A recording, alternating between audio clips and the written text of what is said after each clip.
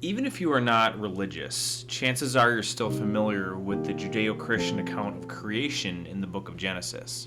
In the beginning, it opens as God creates the heavens and the earth from nothing over the course of 6 days. Let there be light, and there was light. Let the earth bring forth every kind of living creature, and so it happened. That is until the 6th day when God forms mankind in his image. The first man, Adam, is not content with animals as his partner, so God removes his rib and creates a mate named Eve, the first woman. God gives Adam and Eve just one rule to follow. There is one fruit in all the garden that you may not eat. There is? This is the tree of knowledge of good and evil. You may eat of anything else in the garden, but you may not eat the fruit from this tree. The serpent, interpreted by Christians to be Satan, tempts Eve to eat from the forbidden tree with promises of freedom and the assurance that she will not perish. So she picks the apple and eats it, then gives the fruit to Adam, who also consumes it. This enrages God, who punishes mankind for their disobedience. Cursed is the ground because of you, for you have listened to your wife, and have eaten from the tree I commanded you not to eat. In sorrow and sweat you shall work the ground for your food. For dust you are, and to dust you shall return. This is the Christian interpretation of the source of original sin.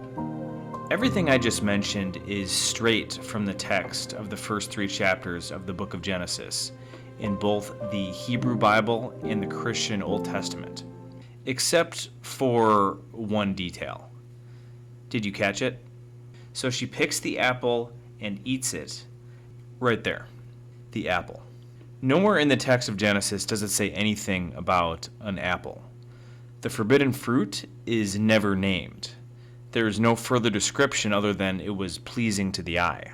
And it was not an apple. There's no indication it was an apple. I don't know where that came from, but it says nothing like that in the Bible. Might not have even been a fruit that we know today. Yet this image of the apple endures. Apples, as we know them today, are a relatively recent invention. However, it is likely that the first apples were quite different from the apples we know today. They may have been smaller, harder, and less sweet than modern varieties. Red Delicious, the best-selling type of apple in North America, was not widely known until the late 1800s. Even Milton's Paradise Lost, published in 1667, which tells an expanded version of the Genesis story, does not mention apples. So then where does this image of temptation from an apple come from?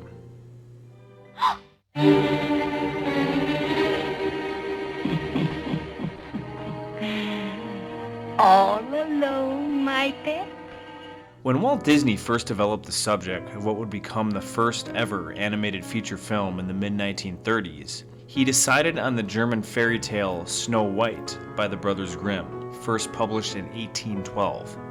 The fairy tale is about the innocent princess Snow White and her evil stepmother Queen, who is envious of her beauty. After multiple attempts to kill her, the Queen is ultimately successful by tempting her to eat a poisoned apple. Disney developed the project over the course of 3 years and released it in 1937 to universal acclaim. The film grossed over $180 million domestically, and adjusted for inflation, is one of the most successful movies of all time. Snow White launched Disney into a household name that has endured for nearly 90 years, and has now become the very biggest corporation in all of media. Snow White and the Seven Dwarfs is so iconic that it endures alongside even biblical stories like Noah's Ark or the Resurrection in the cultural zeitgeist. But back to the original question, why do so many people think that the serpent tempted Eve with an apple? Well, based on everything we just covered, let's rewatch the scene. Pies made from apples like these. Oh, they do look delicious. Yes, but wait till you taste one, dearie. Like to try one? Hmm? Go on. Go on, have a bite. The biblical influence is unmistakable, from the setting and nature's creatures looking on as if from the Garden of Eden, to the way the devil, Queen, extends her hand in temptation, to the naive and innocent Snow White trusting the empty promises of the villain to a tragic result.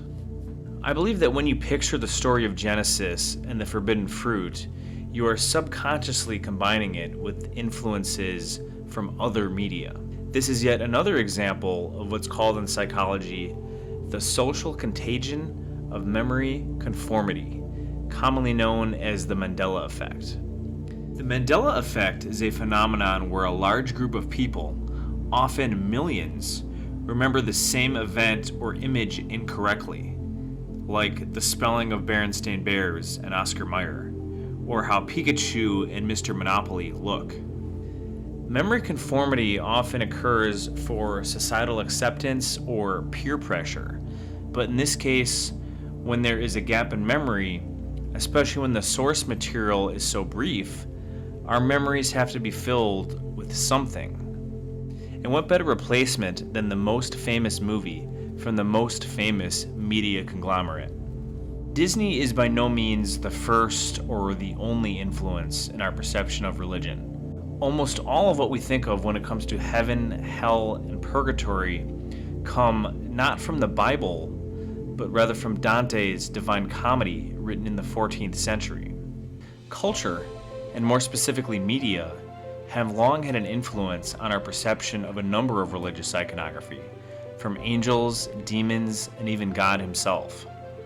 It is an age-old question, like the chicken and the egg, of whether art inspires culture, or if culture inspires art. But maybe we should also examine what other traditions influence our perception of the ultimate question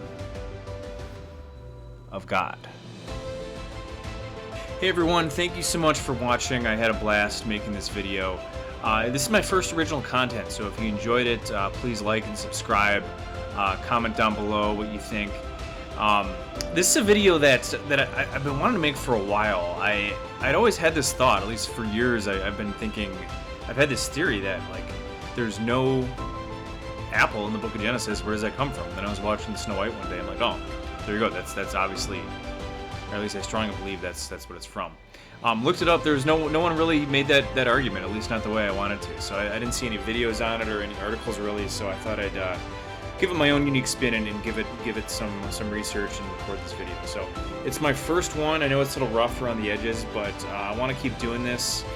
Crank a few more out in the next year going into 2024. So if you like it, please give it a thumbs up and subscribe. I'd really appreciate it. Thanks, guys.